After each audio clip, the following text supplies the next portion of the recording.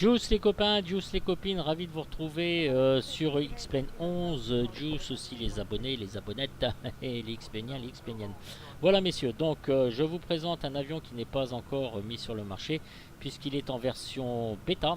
Il s'agit du Piper Aerostar qui est en développement chez Avia 71 en ce moment. C'est en découvrant un mail ce matin que j'ai découvert donc les fichiers que Avia 71 ont fait l'honneur de m'envoyer. Je remercie vraiment pour leur confiance et ce qui me permet de mettre en valeur cet avion. C'est la première fois que je vole avec. Alors pourquoi à chaque fois je fais des vols pour la première fois? Parce que comme qui dirait l'autre, les premières fois sont toujours les meilleures. Voilà, donc je suis parti de Bordeaux pour aller à Nice, donc LFPD, pour aller à LFMN où j'utilise pardon mon ProPanel Switch et le ProPanel SciTech, c'est-à-dire le pilote automatique et celui où il y a plein tous les boutons, batterie, alternateur, avionique, tout ça, etc. Pour vous montrer simplement qu'après déjà rien qu'une version bêta, mon premier essai, mon tout premier essai que je fais avec cet avion, eh bien il fonctionne parfaitement. Nous sommes munis du GNS 530 et comme vous pouvez le constater, nous sommes en pilote automatique. Voilà, on va découvrir un petit peu ensemble l'intérieur de cet avion qui représente bien, là je reconnais bien vraiment le coup de patte d'Avia 71. Voilà, ça reflète bien leur façon de faire et leur conception des avions. Voilà, c'est très chouette, c'est très sympa. Comme d'habitude, hein, de toute façon, moi j'aime beaucoup les avions d'Avia 71. Voilà, donc nous sommes à l'intérieur du cockpit, nous sommes en mode pilote automatique. Vous voyez ici, vous avez donc vos avioniques classiques, l'ADF, les lumières en bas.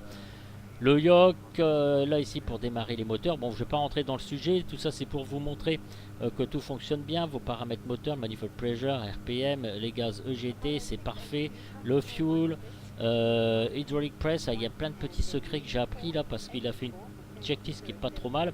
Il faut savoir que la documentation n'existe pas encore et que c'est une version bêta. Donc j'ai pas grand chose à dire Laurent, j'ai vraiment pas grand chose à dire. Sur l'avion parce que je peux dire qu'il fonctionne déjà très bien. Peut-être des petites explications au fil du temps, donc je poserai des questions.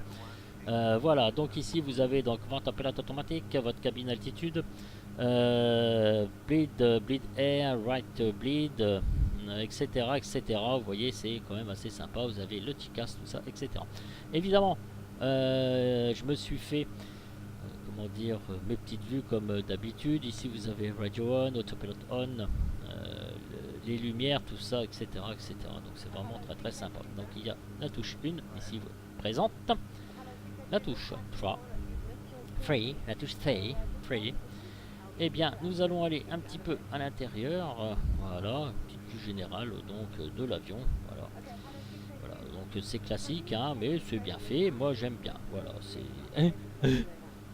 Il y a un ado, les gars. Il fout ses pieds sur ses baskets sur le siège. Et après, c'est qui nettoie, hein? C'est qui? Hein? Oui, ils s'en foutent. De toute façon, les ados, ils s'en foutent.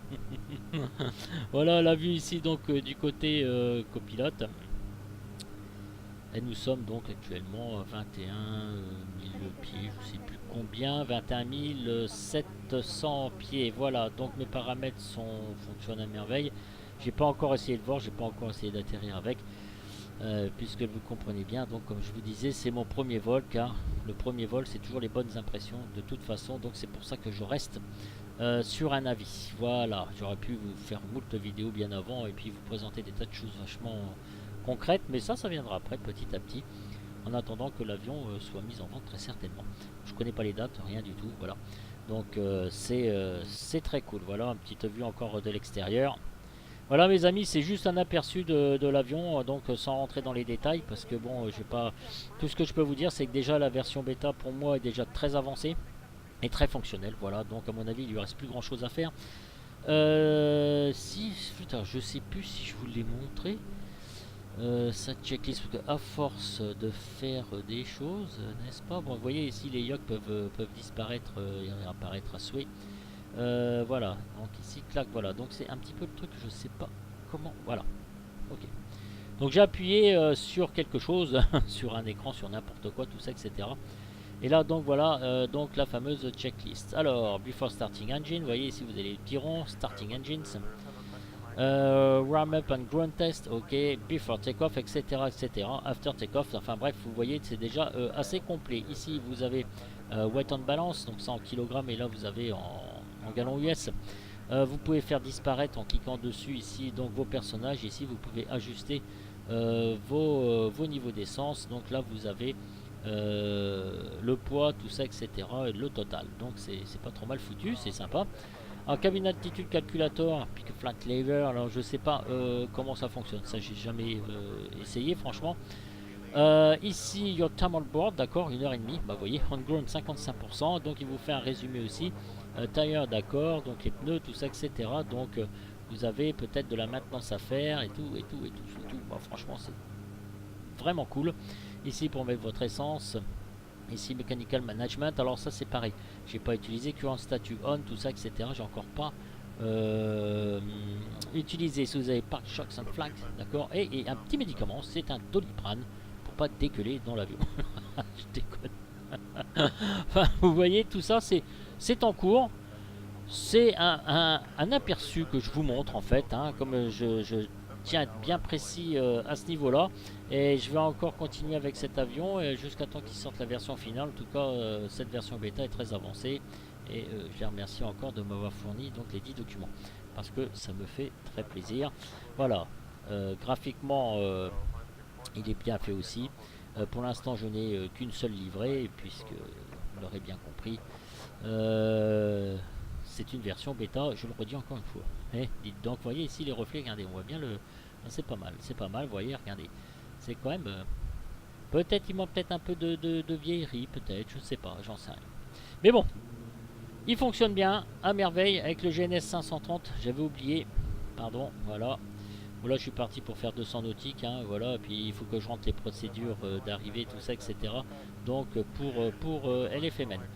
Voilà, mes paramètres moteurs c'est bon, c'est ok, je suis limite en EGT, mais enfin je reste comme ça, vous avez le TICAS et tout ce qui s'ensuit.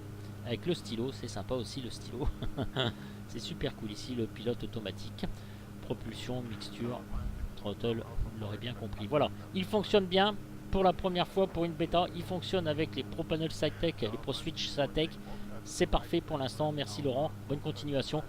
J'attends avec impatience la sortie pour faire un petit Golden Dark. Ciao, ciao les gars, j'espère vous avoir.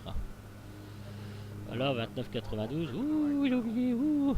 J'espère vous avoir fait plaisir en vous montrant donc cette vidéo.